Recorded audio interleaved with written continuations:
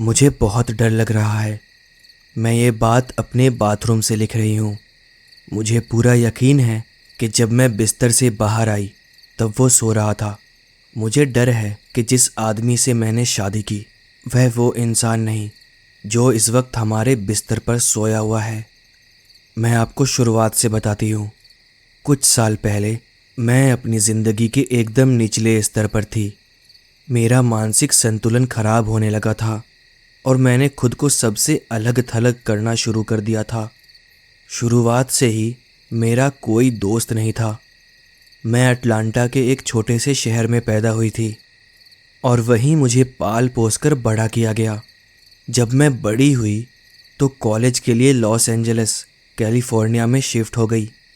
शुरुआत में तो कॉलेज में बहुत मज़ा आया, लेकिन कॉलेज में भी मेरे कोई दोस्त नहीं बने। 6 महीने बाद ही मुझे कॉलेज बोरिंग लगने लगा, क्योंकि जहाँ कई लोग दोस्तों के साथ पार्टी करते थे, एंजॉय करते थे, वहीं मैं अकेले बस कॉलेज जाती, कॉलेज से घर आती। इसके अलावा मेरी ज़िंदगी में और कुछ भी नहीं था। मेरे लिए हालात तब और ज़्यादा बदल गए जब मैंने एक डेटिंग ऐप के लिए साइन अप किया। उस ऐप पे लाखों लड़के थे। पहले तो मुझे ये बहुत दिलचस्प लगा। मर्दों के समुंदर में घूमते हुए मैंने पाया कि मैं अपने जिस अकेलेपन को दूर करने के लिए कोई ढंग का साथी ढूंढ रही हूँ, लेकिन यहाँ तो ज़्यादातर लोग बस जिस्मों के ही भूखे थे। एक टाइम पे मेरा इनबॉक्स इतने गंदे गंदे फ़ोटो और मैसेजेस से भर गया था कि मुझे खुद से ही नफ़रत होने लगी। लेकिन उन्हीं में से कुछ लोगों ने मुझसे बहुत अच्छे से बात की। मैं ना चाहते हुए भी उन लोगों के साथ डेट पे गई जो मुझे वास्तव में अच्छे भी नहीं लगते थे। मैं सिर्फ अपनी तन्हाई दूर करना चाहती थी, अपने अकेलेपन की ज़िंदगी से थोड़ा सा मुक्ति चाहती थी। लेकिन उन लोगों ने भी मुझसे अपना काम निकालकर मुझे छोड़ ही दिया। मैं अब तक अकेलेपन से इतना टूट चुकी थी कि मैं खुद का ख्याल भी नहीं रखती थी। इन सब से मेरे कॉलेज और एग्ज़ाम्स में भी फ़र्क पड़ने लगा, और इस बीच मैंने एक रेस्टोरेंट में पार्ट टाइम जॉब भी पकड़ ली थी। तभी मैं तेजस से मिली। मेरा फ़ोन एक नोटिफिकेशन के साथ पॉपअप हुआ जिसमें लिखा था कि मेरी प्रोफाइल एक और लड़के के साथ मैच हुई है। पहले तो इससे मेरे लिए ज़्यादा फ़र्क नहीं पड़ा, क्योंकि मैं इन मैसेजेस की आदी हो चुकी थी। मैं जानती थी कि ये डेटिंग ऐप्स वाले लड़के कब बदल जाएं उसका कुछ पता नहीं। लेकिन तेजस से बात करने पर मैंने थोड़ा अलग महसूस किया। तेजस एक इमिग्रेंट था। वो इंडिया से आया हुआ था। वो इस वक्त 2 साल से यूएस में रह रहा था और उसे भी नए शहर में दोस्त बनाने में मुश्किल हो रही थी। तेजस का भी वक्त काम और पढ़ाई के अलावा अकेले ही बीतता था, तो उसने भी मेरी ही तरह डेटिंग ऐप का सहारा लिया था। तेजस से बात करके मुझे बहुत अच्छा लगा। वो हर चीज़ में बुराई ना देखकर अच्छाई देखता था। ऐसा महसूस होता था कि मेरी नर्क जैसी दुनिया में एक चमकती हुई रोशनी ने उजाला कर दिया हो। और देखते ही देखते अब सिर्फ इतना मायने रखता था कि मैं तेजस के साथ हर एक सेकंड गुजारना चाहती थी। डेट करते हुए हमें 3 साल हो गए थे। 3 साल बाद अब हम दोनों खुशी से शादीशुदा थे। तेजस और मैं दोनों ही काम करके पैसा सेव करते थे, जिससे हमारी आने वाली ज़िंदगी आसान रहे। इस बीच हम दोनों ने एक बिल्ली का बच्चा भी अडॉप्ट किया था, बहुत प्यारा, काले और सफ़ेद रंग का, जिसको हमने जेड का नाम दिया था। 2 हफ्ते पहले रेस्टोरेंट से मेरी शिफ्ट ख़त्म होने के बाद जब मैं घर आई तो मैंने तेजस को किचन में पाया। तुरंत मुझे पता चल गया कि कुछ गड़बड़ है। उसकी नज़रें एक सोच में डूबी थी, जैसे उसे अभी अभी कुछ परेशान कर देने वाली बात पता चली हो। तभी तेजस ने झिझकते हुए मेरी तरफ देखा। उसने मुझे बताया कि इंडिया में उसकी मम्मी बहुत ज़्यादा बीमार हैं। उन्हें जैसे तैसे हॉस्पिटल में भर्ती किया गया है और अब उसे अपनी मम्मी से मिलने जाना है। मैंने तेजस को तसल्ली दी और मैं उनके इंडिया जाने वाली बात पे थोड़ा हिचकिचा रही थी। लेकिन मैं ये जानती थी कि इस मुसीबत में उन्हें अपनी माँ के पास होना चाहिए। मैं उनके साथ जाना चाहती थी, लेकिन उन्होंने मुझे मना कर दिया। पर उन्होंने मुझे बताया कि वो वहाँ ज़्यादा दिन नहीं रहेंगे। सामने से मैंने भी उन्हें यकीन दिलाया कि उसे जितना वक्त चाहिए वो अपनी माँ का देखभाल कर सकते हैं। उसी रात तेजस मुझे और हमारी बिल्ली जेड को इस खाली से घर में छोड़कर चले गए। तेजस के इंडिया जाने के बाद हम हर रात फ़ोन पे बात करते थे। मैं उन्हें वीडियो कॉल भी करना चाहती थी, लेकिन उनका कहना यह था कि गांव में रहने की वजह से उनके फ़ोन में इतना नेटवर्क नहीं आता कि वो वीडियो कॉल पे मुझसे बात कर सके। और जब हम बात नहीं कर पाते थे तब मैं जेड के साथ खेलने के लिए वक्त निकालती थी। लेकिन मुझे ऐसा महसूस होता था कि जो हमारी बिल्ली थी वो तेजस को मुझसे कहीं ज़्यादा याद कर रही थी। हर रात वो मियाओ करते हुए तेजस को ढूंढती रहती थी। अभी 3 दिन पहले तेजस ने मुझे ये बताने के लिए फ़ोन किया कि उसकी मम्मी अब थोड़ा ठीक होने लगी हैं। कुछ 1-2 दिन में वो बिल्कुल फिट हो जाएंगी। ये बहुत अच्छी खबर थी और मेरी खुशी का तब और ठिकाना ना रहा जब उन्होंने मुझसे बताया कि वो अगले दिन वापस यूएस आ रहे हैं। मैंने अपने रेस्टोरेंट से 3 दिन की छुट्टी ले ली। मैं उनकी आने की खुशी में घर को सजाने लगी। अगले दिन मैंने रात के खाने के लिए बटर चिकन भी बनाया, जो कि तेजस को बहुत पसंद थी। शाम के करीब 6 बजे मैं तेजस को लेने के लिए एयरपोर्ट गई। देखा तो तेजस बाहर ही मेरा इंतज़ार कर रहा था। जैसे ही वो मेरी गाड़ी में बैठा मुझे बहुत अजीब लगने लगा। खुशी की जगह मुझे इतनी घबराहट होने लगी कि इसे बताने के लिए मेरे पास शब्द नहीं है। लेकिन मैं कोशिश करूंगी कि मैं आपको वो बता सकूं। मुझे याद है कि मुझे इतनी ठंड लगने लगी मानो मेरी रीढ़ की हड्डी तक में सर्दी लग रही थी, और मेरे दिल ही दिल में मुझे खुद को बचाने की इच्छा महसूस हो रही थी।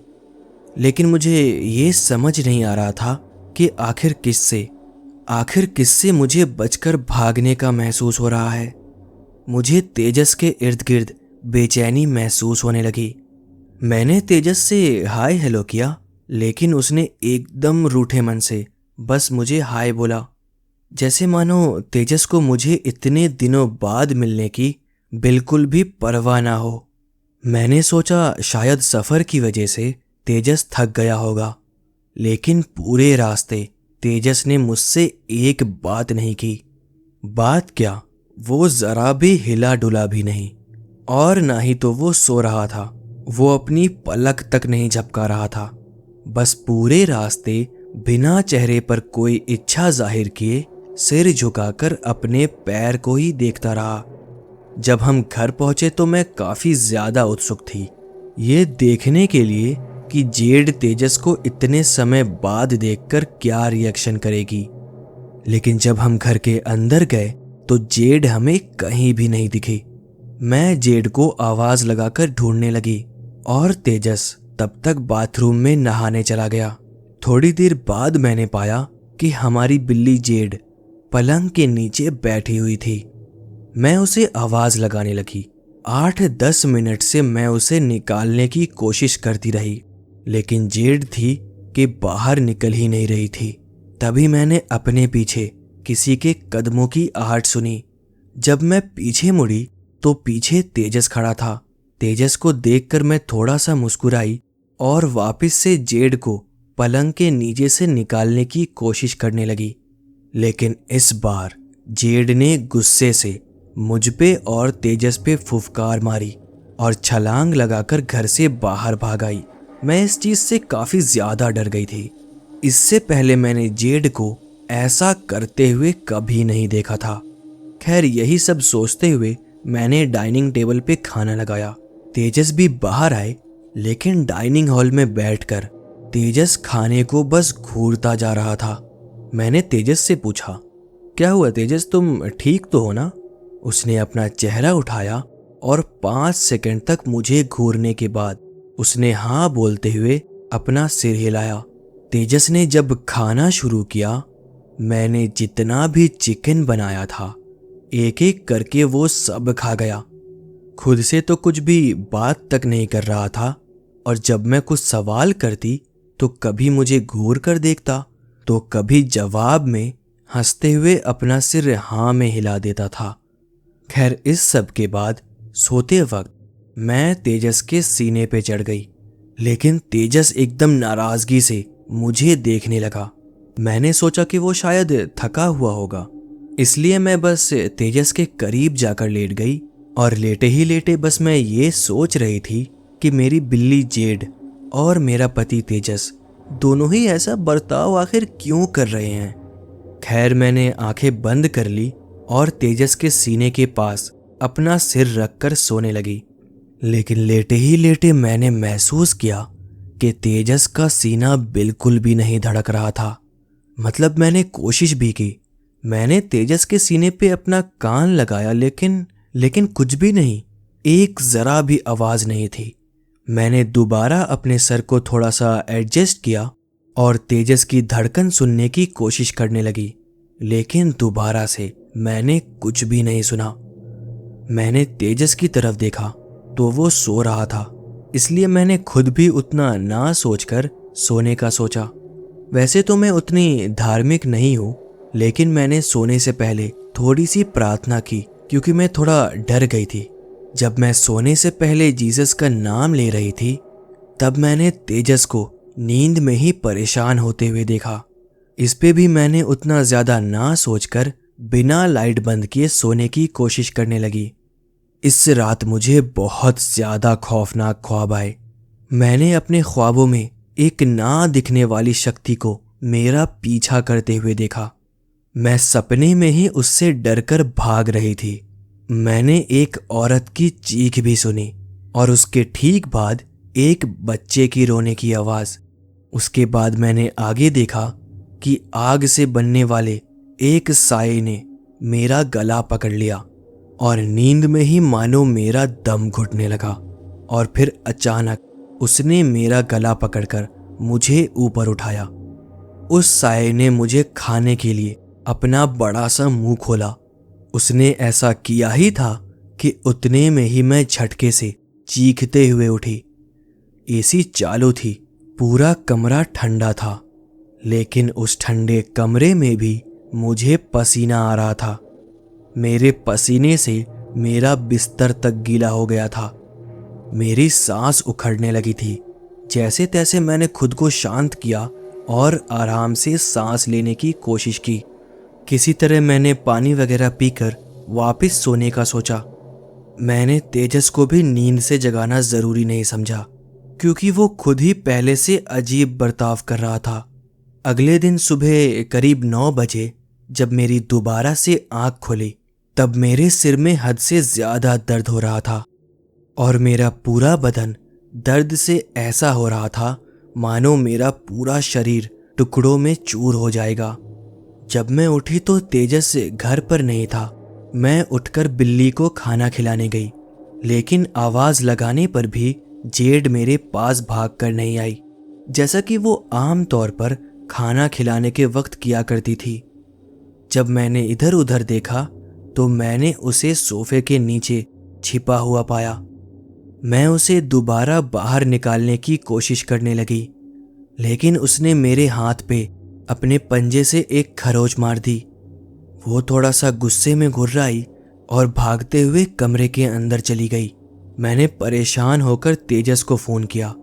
उसके फोन की घंटी बजी, लेकिन उसका फोन बेडरूम में ही था।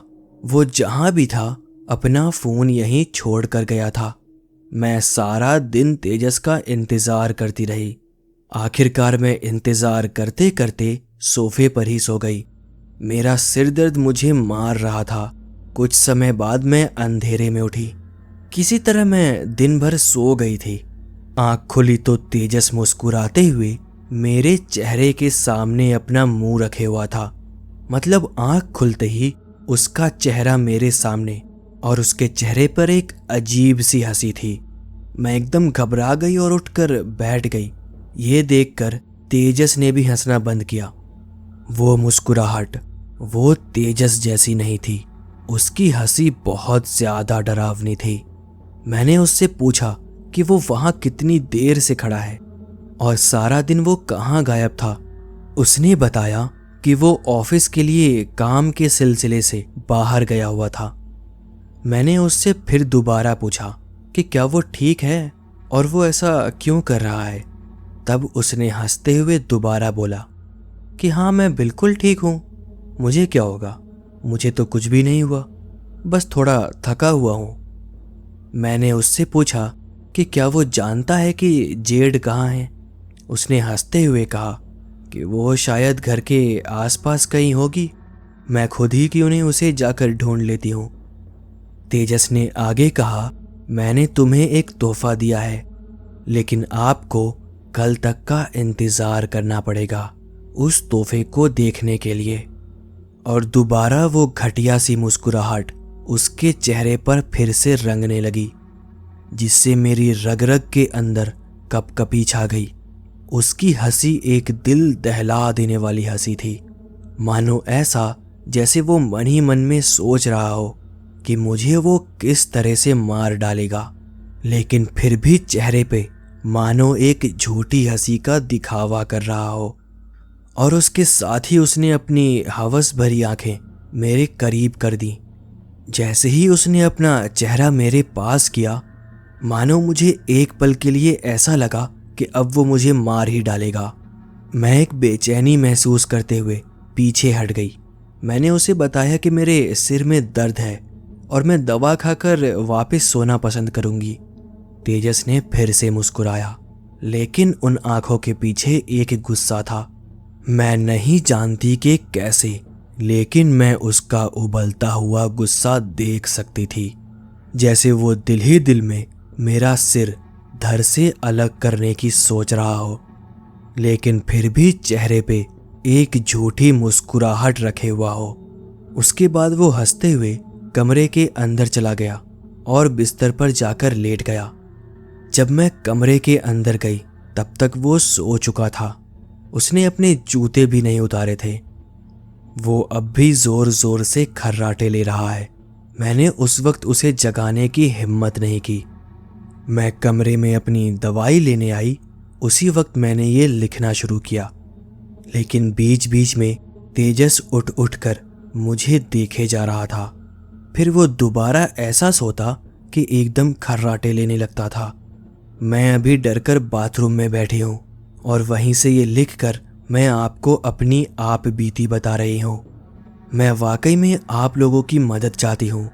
मेरा सिर भी इस वक्त इतना ज़्यादा दर्द हो रहा है कि मैं रो रही हूँ। मैं बहुत ज़्यादा डरी हुई हूँ।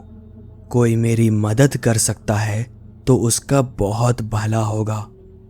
जब से तेजस इंडिया से अपने गांव से वापस आया है, तब से वो तेजस मेरा तेजस नहीं है। उसका शरीर तो मुझे तेजस का ही लगता है, लेकिन उसकी हरकतें ऐसी है कि मानो मेरी जिंदगी में वो कोई एक नया लड़का हो। अगर आगे कुछ भी होता है तो मैं आने वाले दिनों में आपको बताती रहूंगी, लेकिन अगर मेरा मैसेज आना बंद हो जाए तो आप सोच लेना कि अब मैं इस दुनिया में नहीं हूँ। प्लीज़ आप लोगों में से जो कोई भी मेरी मदद कर सकता है, मेरी मदद कर दो।